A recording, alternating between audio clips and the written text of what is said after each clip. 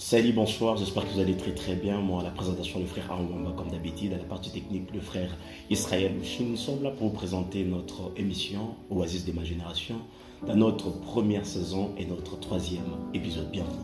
Je le disais, installez-vous déjà le plus confortablement parce que bientôt nous allons débuter avec l'émission. Alors aujourd'hui, nous allons parler de la persévérance, qui est une chose très capitale et très importante pour les chrétiens, les jeunes chrétiens, parce que je m'intéresse souvent à la jeunesse. Dans cette émission, ma génération, je parle de notre génération, de notre jeunesse. La persévérance est une chose très importante. Pourquoi très importante? Parce que si vous regardez dans la Bible, il y a nos aïeux, les gens qui nous ont précédés sur le chemin de la croix. Ces personnes ont persévéré. Ils ont enduré dans des épreuves, dans des difficultés, dans des situations compliquées. Mais ils sont restés là, avec Christ. Regardez dans Hébreux chapitre 10, verset 36. La Bible nous dit de persévérer afin de recevoir quelque chose de grand de la part de notre Dieu dans le futur. C'est que Dieu savait que les difficultés viendront dans la vie d'un chrétien.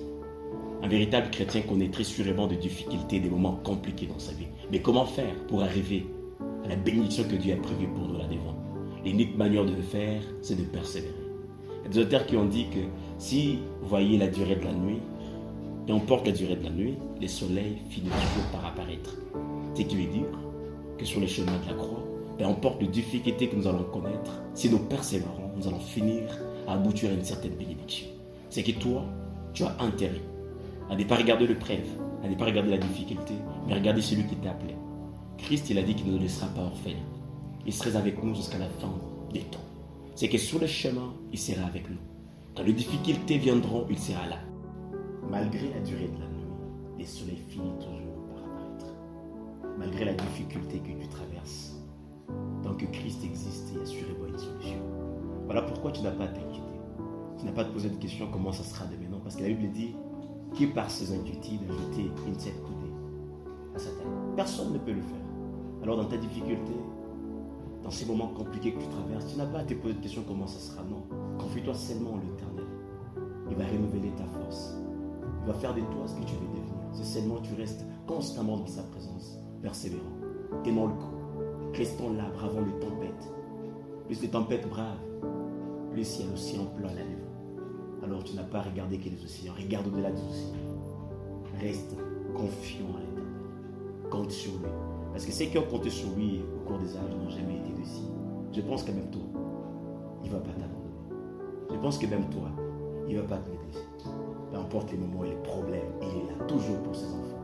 Tant que tu sais que tu es son fils, n'abandonne pas. Ne laisse pas le diable te faire croire qu'il ne va rien, il ne va pas intervenir. Non.